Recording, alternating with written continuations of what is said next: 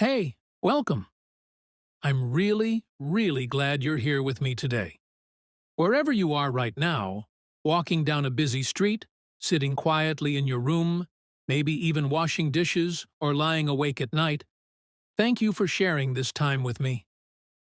Today's episode isn't going to be about rules or grammar tricks or how to sound more native. It's going to be about something even bigger, something more personal.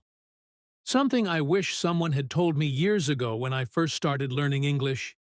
Here's my honest confession. For a long time, I believed I had to be perfect before I deserved to speak English. I thought every sentence had to be beautiful.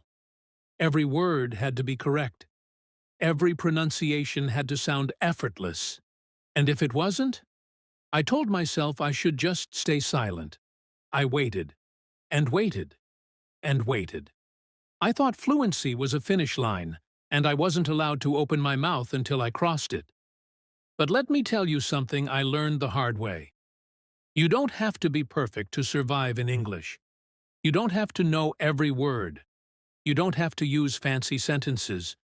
You don't have to sound like someone else. You just have to be brave enough to speak.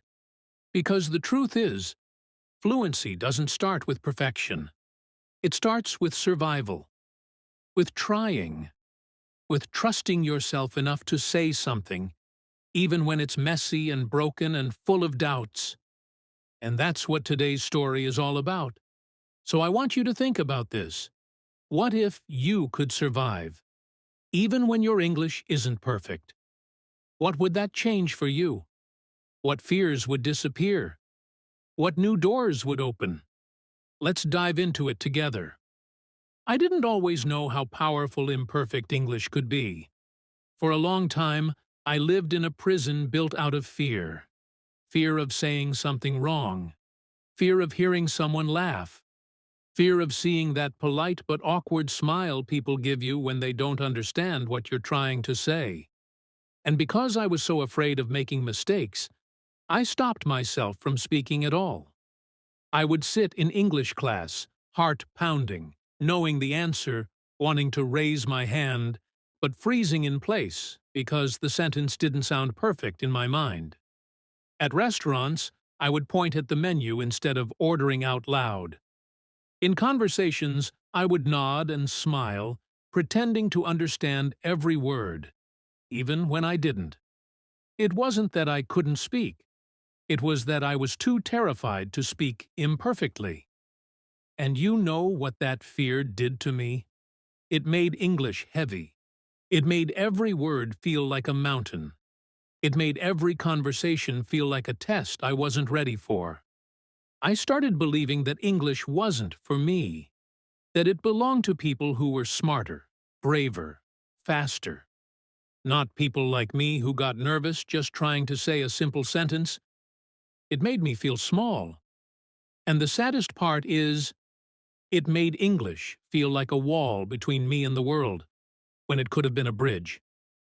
If you've ever felt that, if you've ever sat silently while your brain screamed with words you were too scared to say, I want you to know something. You're not alone. That fear is real. That fear is heavy. And it's okay to feel it. But it's not the end of your story. Because what I learned later is this. The fear doesn't disappear when you finally become perfect. It disappears when you start speaking before you're ready. When you give yourself permission to be imperfect. When you realize that every messy sentence is a brick you're laying down. Building a bridge, not a wall. And today, we're going to walk across that bridge together. It wasn't a planned moment. It wasn't a test or an assignment. It was just real life and real pressure. I was traveling, alone, for the very first time. It was a small city, not too crowded, but everything around me was unfamiliar. The streets, the signs, even the rhythm of how people moved. And I was hungry. Really hungry. I found this little cafe tucked away on a quiet street corner. Nothing fancy, just a few tables, the smell of fresh bread floating in the air. I stood outside for a minute, staring through the window, debating with myself. Should I go in? Should I just skip it and find a place where I could maybe just point at a picture? Because the thought of walking in, speaking English, asking for something, getting confused or laughed at, it scared me more than I wanted to admit. My heart was racing. My hands were actually sweating. It felt like this ridiculously huge mountain I wasn't ready to climb. But my stomach growled louder than my fear. So I took a deep breath, pushed the door open, and stepped inside. The woman behind the counter smiled warmly and said, "Hi there. What can I get for you today?" And in that moment, my mind went completely blank. Every single phrase I had practiced before traveling, every polite sentence I had rehearsed, gone. Just silence and panic bouncing around inside my head. I wanted to run. I wanted to apologize and leave. But instead, without thinking too much, I blurted out, I want a sandwich. Please. Simple. Broken. Probably not what I imagined a fluent speaker would say. But you know what happened? She smiled even bigger. She nodded like it was the most normal thing in the world. And she said, "Of course. What kind would you like?" Just like that. No confusion. No judgment. No awkwardness. She understood me. I survived. That moment changed everything for me. Not because I spoke perfectly. I didn't. Not because I sounded fluent. I didn't. But because I realized something I had never truly believed before. You don't have to be perfect to be understood. You don't have to impress people. You don't have to say it beautifully. You just have to say it. And when you do, when you push through the fear, the world doesn't end. In fact, sometimes, the world opens up in ways you never expected. I walked out of that cafe with a sandwich in one hand and a new kind of confidence in the other. Because for the first time, I knew deep down, I can survive in English. Even when it's messy. Even when it's scary. Even when it's far from perfect. And if I could survive once, I could survive again. And again. And again. And so can you. That cafe moment stayed with me for a long time. Not because it was dramatic, not because anything spectacular happened, but because that small, ordinary moment taught me something massive, something I wish every English learner could feel deep in their bones. Survival does not need perfection. You don't have to speak like a textbook to survive. You don't have to pronounce every word beautifully. You don't have to build perfect, elegant sentences. You just have to connect. If the person in front of you understands what you mean, even a little, you're already winning. If you can ask for what you need, answer a question, share a feeling, you're already strong. If you can keep a conversation moving, even with simple words and small mistakes, you're already doing something incredible. For so long, I thought English was about being impressive. I thought fluency meant speaking fast, using big words, sounding flawless. But real fluency, real survival, it's not about impressing people. It's about expressing yourself. It's about staying in the conversation, finding another way to say it when you forget a word, laughing at yourself when you mix up a tense or mispronounce something, moving forward anyway. It's messy. It's human. It's real. And that's the kind of English that changes lives. The truth is, most people don't care if you make mistakes. They care if they can understand your heart, your needs, your story. They care about you, not about your accent, not about your grammar, not about your speed. And once you realize that, once you feel it inside you, the fear starts to lose its power. You stop waiting to be perfect. You stop measuring your worth by how native you sound. You start focusing on what truly matters: connection. If you understand them, if they understand you, even if the sentences are simple, even if the grammar is messy, even if you need to pause and think, you're surviving, you're succeeding, you're speaking. And that's what real English is about.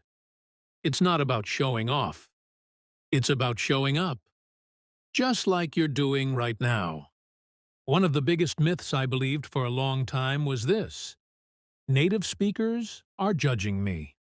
I thought every small mistake I made sounded huge to them.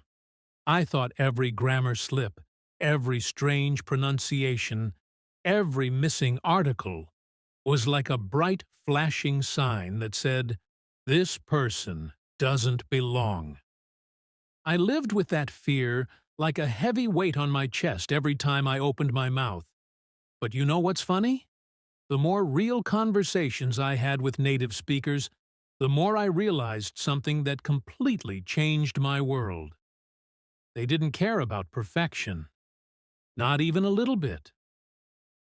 There was this one moment that really proved it to me. I was standing in a bookstore, looking completely lost.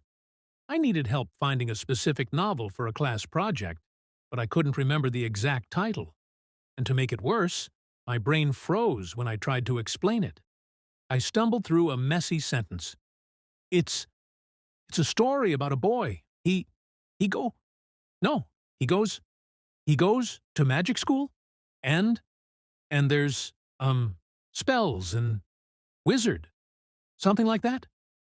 I felt so embarrassed. I could feel the redness climbing up my neck. I wanted the floor to open and swallow me.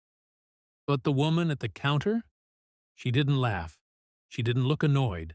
She didn't correct me.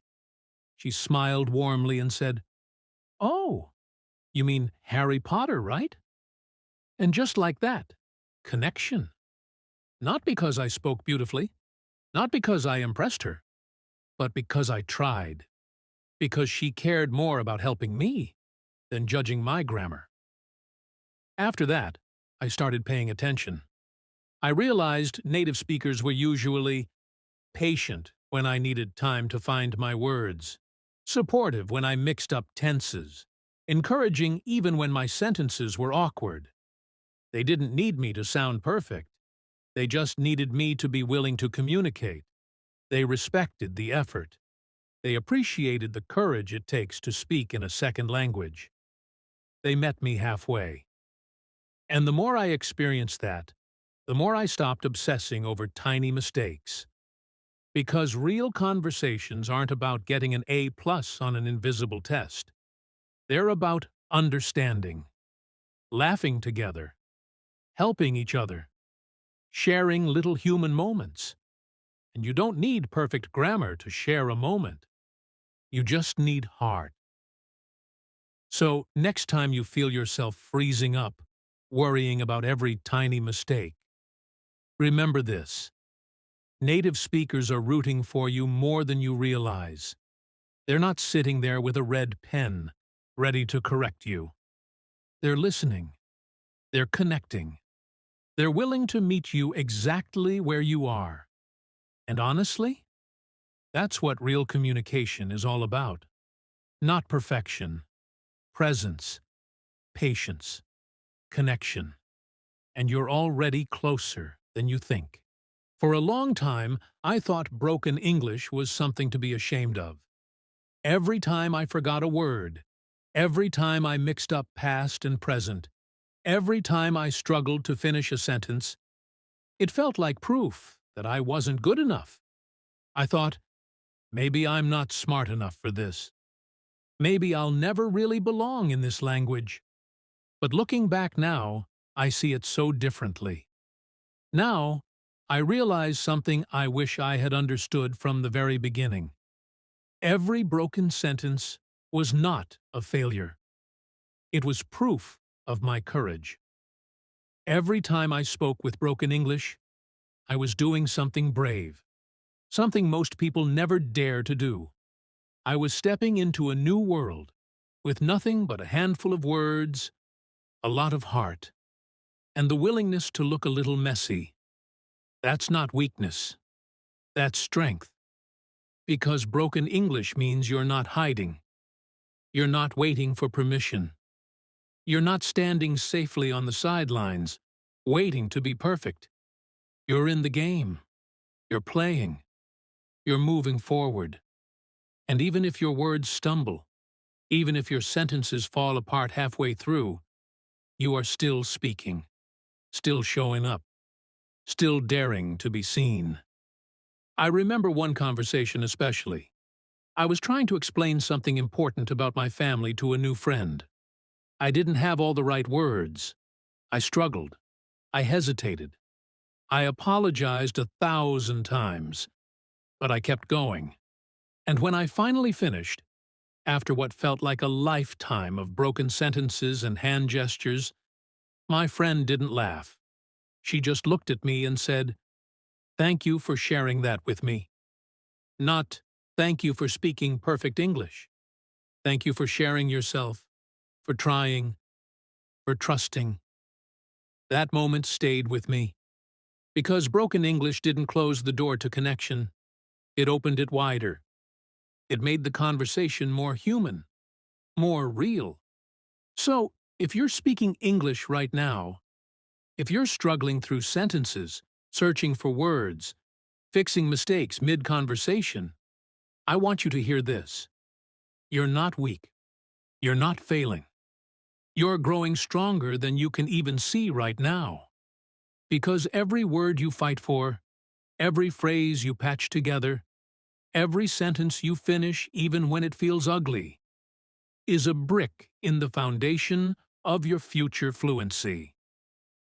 Broken English isn't broken at all. It's brave English. It's building English. It's becoming English. And it's proof, living, breathing proof, that you are already so much stronger than you think. After I realized that survival didn't need perfection, I started thinking, how can I build that survival strength every single day? Because, let's be honest, waiting for a perfect opportunity to practice English doesn't work. If you only practice when you're 100% ready, you'll almost never practice at all. I needed to create small moments, daily moments, survival moments. Little by little, I built a new habit. Survival mode. English practice. Here's what that looked like. Every single day, I made myself use English in some real, practical way. Even if it was tiny. Even if it felt silly. Even if it made me a little uncomfortable. I wasn't aiming for beautiful conversations. I wasn't aiming for perfect grammar. I was just aiming for survival. Get the message across. Ask for help. Order something. Send a short message. That was it. And the magic? It worked. It built real muscles inside me. Not textbook muscles. Life muscles. Some days, it was as simple as ordering food. "Can I have a coffee, please?" Some days, it was asking a stranger for directions. "Excuse me, where's the bus station?" Some days, it was sending a tiny message to an online friend. "Hey, how's your day going?" Was it perfect? Number? Were there mistakes? Plenty. But every small action trained my brain. You can survive in English. You can communicate. You can handle it. Even when it's awkward. Even when it's slow. Even when you have to laugh at yourself halfway through. So, if you want to practice survival mode English daily, start simple. Here are a few tiny survival challenges you can do. Ask a short question at a store, even if you're nervous. Comment on a video or post in English. Write your grocery list in English. Say your coffee order out loud while you wait in line, practicing under your breath. message a friend or language partner, even with just one sentence. It doesn't have to be big. It just has to be real. Because the more you practice survival, the less afraid you become. You stop treating English like a dangerous exam you might fail. You start treating it like a tool you can use anytime. Imperfect, flexible, powerful. And that's where real fluency grows.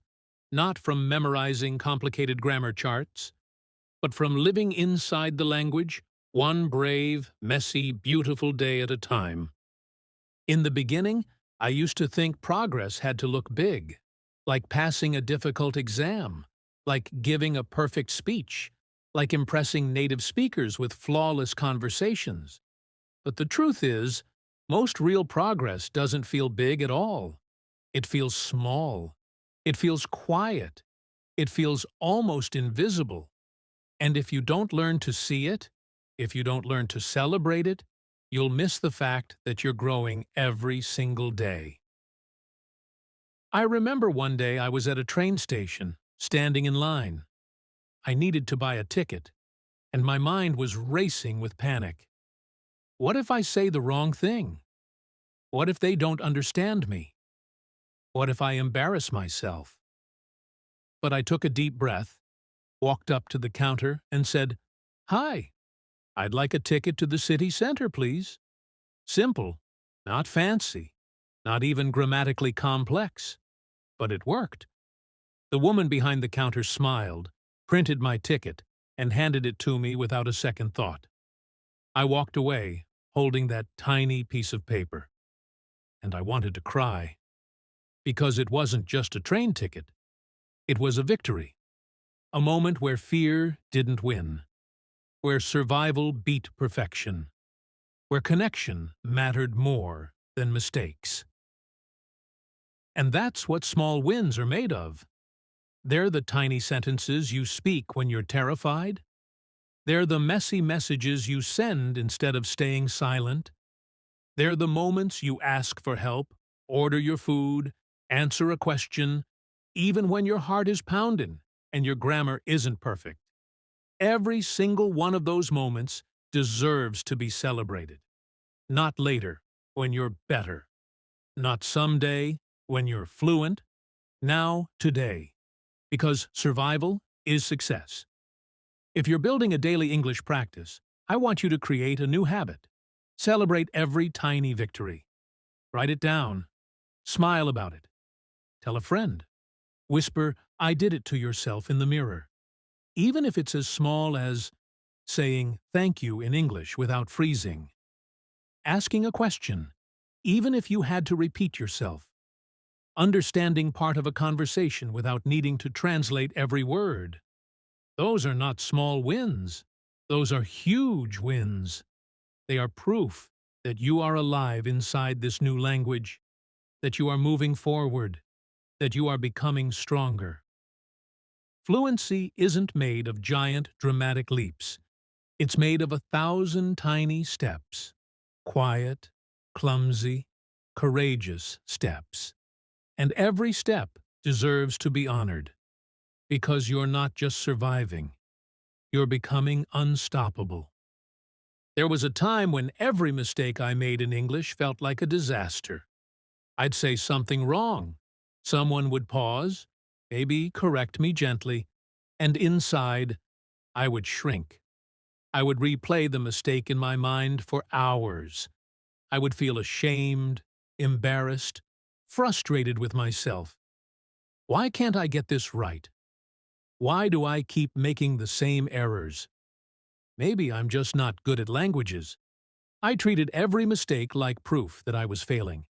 But over time, after speaking more, struggling more, surviving more, I started to see it differently. Mistakes aren't failures.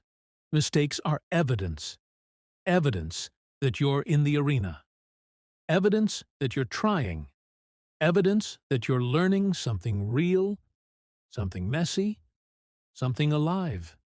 Because the only people who don't make mistakes in English are the ones who aren't using it at all. When you think about it, a mistake is not a wall that stops you. It's a door that opens. It shows you exactly where the next piece of growth is waiting. It's like walking through a new city without a map. You take a wrong turn. You get a little lost. But because of that, you discover streets and places you would have never found if you stuck to the perfect path. Mistakes are the wrong turns that make your English journey real. They're not the end. They're part of the adventure. I remember one time, early in my learning days, I mixed up bored and boring during a conversation. Instead of saying, "I'm bored," I said, "I'm boring," and the person I was talking to laughed, not cruelly, but kindly, and said, "No, you're definitely not boring." We both laughed. I corrected myself. And you know what?